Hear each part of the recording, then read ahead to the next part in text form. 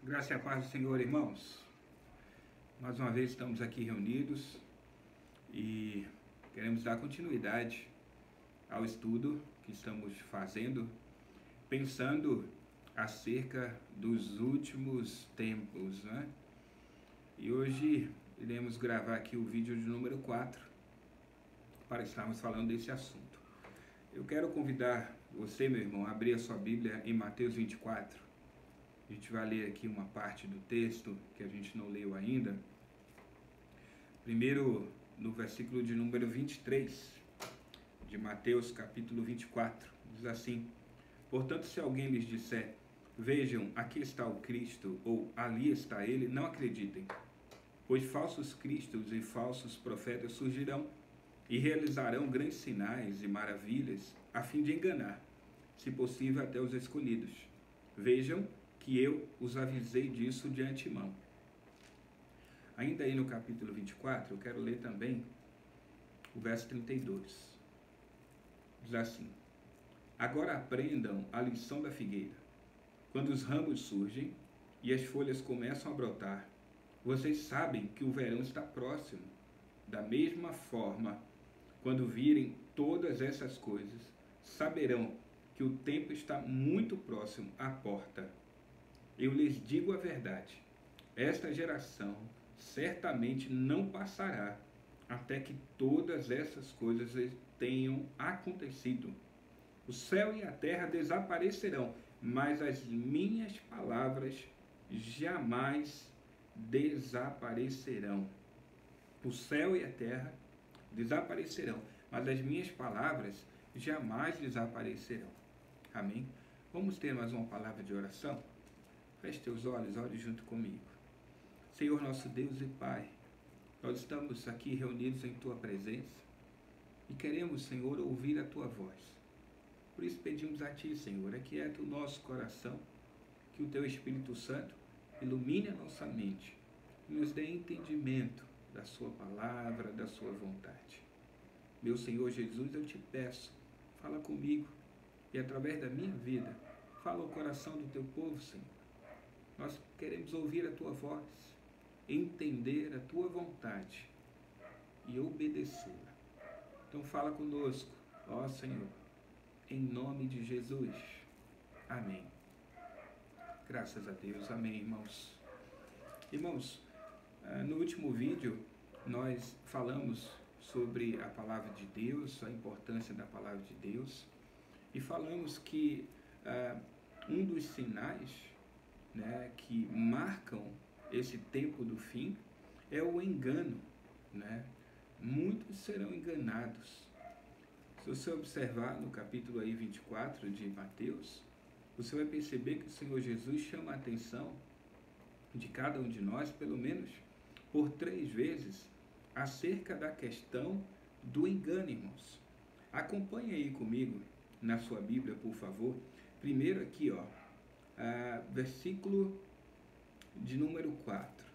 Jesus respondeu: Não deixem que ninguém os engane, pois muitos virão em meu nome, dizendo, eu sou o Cristo, e enganarão a muitos, irmãos. Então, o primeiro ponto aqui que Jesus coloca, né? Muitos viriam dizendo que são ali o Cristo, e com isso estariam enganando muitos, irmãos. Agora, também, ainda no capítulo 24, agora, vamos ler a partir do 9. Então vocês serão presos, perseguidos e mortos, por minha causa serão odiados em todo o mundo, muitos se afastarão de mim e trairão e odiarão uns aos outros. Falsos profetas surgirão em grande número e enganarão a muitos. Também, irmãos, o texto que nós acabamos de ler, aqui agora no verso de número 23. Portanto, se alguém lhes disser, vejam, aqui está o Cristo, ou ali está ele, não acreditem, pois falsos cristos e falsos profetas surgirão e realizarão grandes sinais e maravilhas, a fim de enganar, se possível, até os próprios escolhidos, irmãos. Então, uma das questões ligadas ao fim dos tempos, é justamente este engano que irá surgir. Agora, você observa que esse engano, ele sofre uma progressão, né? Primeiro, Jesus aqui, no versículo 4 e 5 que lemos, ele fala, né? Não se deixe enganar, né? Muitos virão em meu nome, dizendo que são o Cristo, e irão enganar. Então, muitos viriam afirmando serem o Cristo, o ungido, o Messias, e acabarão enganando muitos, né? O segundo ponto que a gente percebe aí, o próximo texto que citamos aí, a partir do verso 9, mas no verso 11 o Senhor diz: falsos profetas irão surgir e também estarão enganando a muitos. Falsos profetas, ou seja, pessoas que estariam ali anunciando a palavra de Deus, mas estariam anunciando mentiras, porque são falsos profetas, né? Como nós vemos lá no livro dos profetas, né, o Senhor falando que aquele determinado profeta, esse profeta não fala em meu nome. Ele diz que fala em meu nome, mas ele na verdade não está falando em meu nome. Já estava lá nos profetas, né, sendo profetizado. E aqui o Senhor diz que também aconteceria nesses últimos tempos, que muitas pessoas estariam falando, né, afirmando que estão falando em nome de Deus, mas na verdade estariam ali para enganar. Não é verdade? E aqui no terceiro ponto que a gente vê Jesus falando é que esses falsos cristos e esses falsos profetas realizariam também grandes sinais e maravilhas, né? E estariam também enganando, né? Enganando. Então, irmãos, observe, né, esta progressão. E quando nós olhamos ao nosso redor, irmãos, nós temos visto muito engano no meio da igreja. Muito engano, irmãos. Né? Coisas que são escandalosas. E que ainda assim nós vemos muitas pessoas sendo enredadas por esse engano. Irmãos, eu já vi numa certa denominação, o pastor daquela denominação ressuscitando uma pessoa no meio da igreja. Colocou-se ali em cima do altar, aquela pessoa, né, morta, segundo ele, aquela pessoa estava morta em cima do altar, não colocaram dentro de um caixão, colocaram ali numa mesa, tal, e a pessoa estava ali morta. Então aquele pastor, ele começou lá a orar e fazer um monte de coisa, tal e tal. E de repente, aquela pessoa que estava ali morta, abriu os olhos e ressuscitou. Que coisa mais diabólica, irmãos, né? Feita apenas com o propósito de enganar e enredar as pessoas, né? E eu posso citar aqui, irmãos, diversos outros enganos que têm acontecido no meio da igreja. Mas eu não tenho esse propósito, irmãos. Meu propósito aqui não é falar do engano, mas é falar de que maneira nós podemos nos proteger do engano. Não é verdade? O texto que lemos também aí no capítulo 24, agora lá a partir do verso 32, quando Jesus fala ali da parábola da figueira, né? No finalzinho dessa parábola, ali no verso 35, o Senhor diz: o céu e a terra desaparecerão, mas a minha palavra jamais vai desaparecer. A minha palavra, ela vai permanecer para sempre. Portanto, irmãos, só há uma maneira de nós nos livrarmos desse engano, através da palavra do Senhor, irmãos. Nós precisamos ter a palavra do Senhor verdadeiramente entesourada em nosso coração. O apóstolo Paulo, ele exorta a igreja nesse sentido, irmãos, né? Abra a sua Bíblia. Deixa eu ler um texto aqui para os irmãos. Filipenses, no capítulo 2, né? O apóstolo Paulo, ele diz assim, eu quero ler aqui, a partir do verso 14 primeiro, ele diz assim, ó, façam tudo sem queixas nem discussões. Filipenses 2, a partir do 14. De modo que ninguém possa acusá-los, levem uma vida pura e inculpável como filhos de Deus, brilhando como luzes resplandecentes num mundo cheio de gente corrompida e perversa. Apeguem-se firmemente à mensagem da vida. Então, no dia em que Cristo voltar, me orgulharei de saber que não participei da corrida em vão e que não trabalhei inutilmente. Contudo, me alegrarei, mesmo se perder a vida, entregando-a a Deus como oferta derramada, da mesma forma que o serviço fiel de vocês é uma oferta a Deus. E quero que todos vocês participem dessa alegria. Sim, alegrem-se e eu me alegrarei com vocês. Olha que palavra tremenda aqui de Paulo, verso 16, irmãos. Apeguem-se firmemente à mensagem da vida. Então, no dia que Cristo voltar, nós estaremos como? Preparados, apercebidos, prontos para nos encontrarmos com o Senhor, irmãos. Apeguem-se firmemente, irmãos, à palavra da vida, irmãos. É assim que nós estaremos preparados, irmãos, para aquele grande dia, quando o Senhor Jesus voltar, para nós podermos encontrar com Ele, para nos levar para junto dEle, irmãos. Eu queria ler mais um outro texto, irmãos. Agora lá em Colossenses, no capítulo 3, irmãos, por favor, verifique na sua Bíblia também, Colossenses capítulo 3, verso de número 14. Acima de tudo, revistam-se do amor que une todos nós em perfeita harmonia.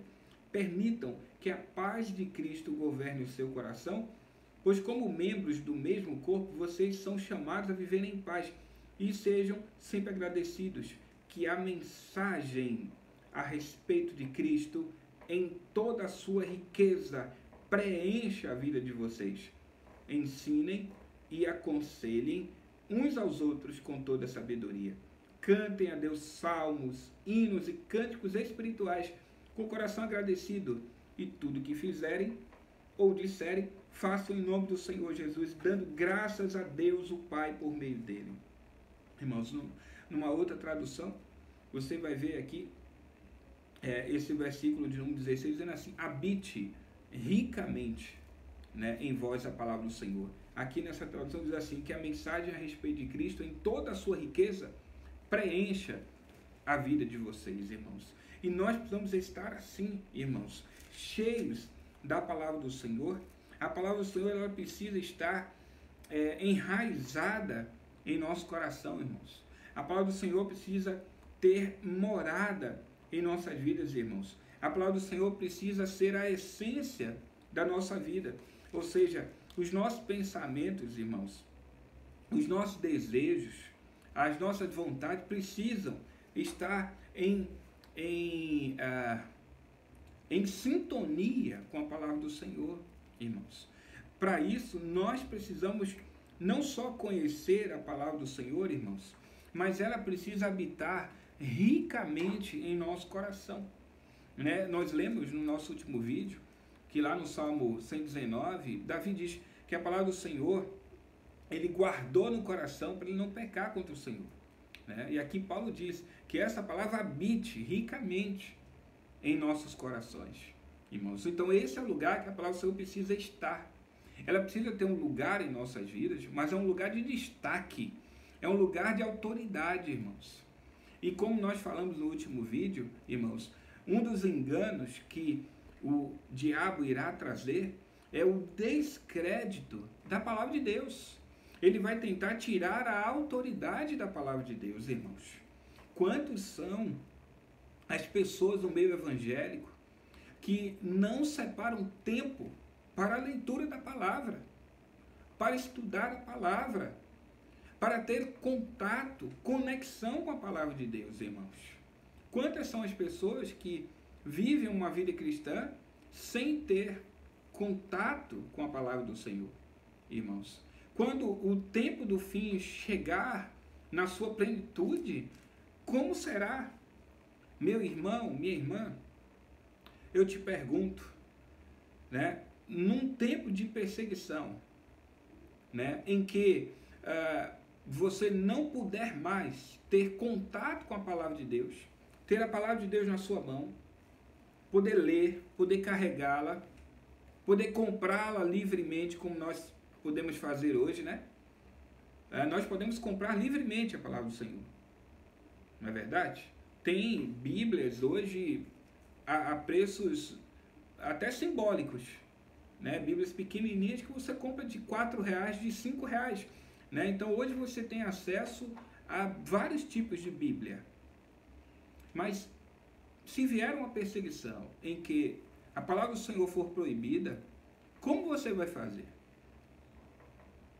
Se você não leu, não conhece a palavra de Deus, como você vai fazer? O Watchman Nee, ele leu a palavra de Deus por 200 vezes. O Watchman Nee, ele lia o Novo Testamento uma vez por semana. O Novo Testamento. O Watchman Nee ficou preso por 20 anos. E nesses 20 anos em que ele não tinha a Bíblia, nenhuma vez ele deixou de lê-la. Sabe por quê, irmãos?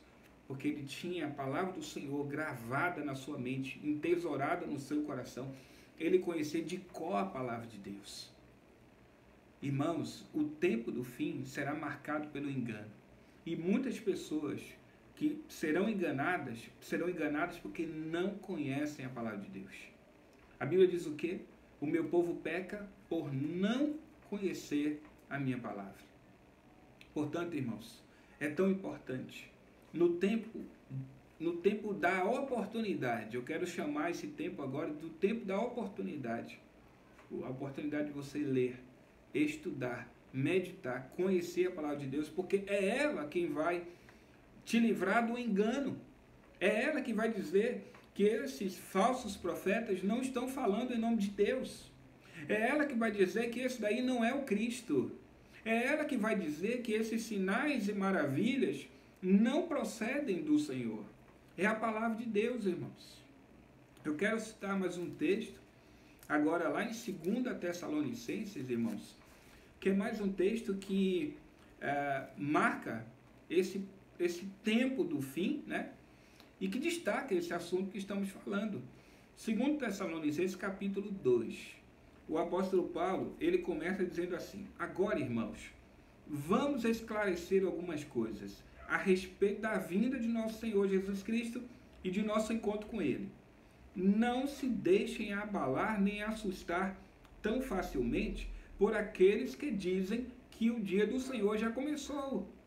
Não acreditem neles, mesmo que afirmem ter recebido uma visão espiritual, uma revelação ou uma carta supostamente enviada por nós. Não se deixem enganar pelo que dizem, pois esse dia não virá até que surja a rebelião e venha o homem da perversidade, aquele que traz destruição. Ele se exaltará, se oporá a tudo que o povo chama de Deus e a todo objeto de culto, e até se sentará no templo de Deus e se fará passar por Deus. Irmãos, olha o que Paulo está dizendo para os irmãos aqui de Tessalônica. Irmãos, não se assustem, não se deixem abalar, não se deixem enganar pelo que está sendo dito, porque muitos estão falando falsamente. Inclusive, essas pessoas aqui que Paulo está citando, elas, além de falar falsamente, também diziam que Paulo havia escrito cartas. Eles levavam cartas, liam cartas e afirmavam que essas cartas tinham sido escritas e enviadas pelo próprio apóstolo Paulo. Então, Paulo, além de ter que alertar os irmãos contra esses falsos ensinos, Paulo também alertava os irmãos: olha, quando eles disserem que fui eu que falei isso aí, não acreditem. Irmãos, o tempo do fim será marcado por diversos enganos e nós precisamos estar apercebidos, preparados e prontos para, nesse tempo, podermos discernir aquilo que realmente vem de Deus, aquilo que está na palavra do Senhor, meus irmãos. Porque, como nós citamos, né, no último vídeo, né, se você ainda não viu o vídeo número 3, assista, por favor. quando nós citamos ali, irmãos, Jesus falou, nem um tio, nem um jota pode ser tirado da palavra do Senhor. Nada pode ser retirado, nada pode ser acrescentado. O Senhor Jesus fundamentou, estabeleceu ali a palavra de Deus. Os apóstolos fizeram isso. A palavra de Deus reivindica para si mesma a autoridade, irmãos. Então, o que nós precisamos é ter o entendimento e o conhecimento dessa palavra, que é a autoridade absoluta em nossas vidas, irmãos. E tudo que vier e que esteja além daquilo que a palavra de Deus tem revelado, seja anátema, seja maldito, irmãos. O apóstolo Paulo diz para os irmãos de Gálatas, né? Vamos ler o texto, por favor? Eu não vou citá-lo apenas, mas gostaria de ler Gálatas no capítulo 1.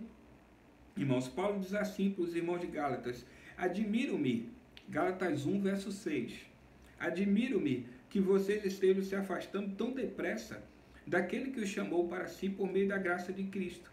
Vocês estão seguindo um caminho diferente, que se faz passar pelas boas novas, mas que não são boas novas de maneira nenhuma.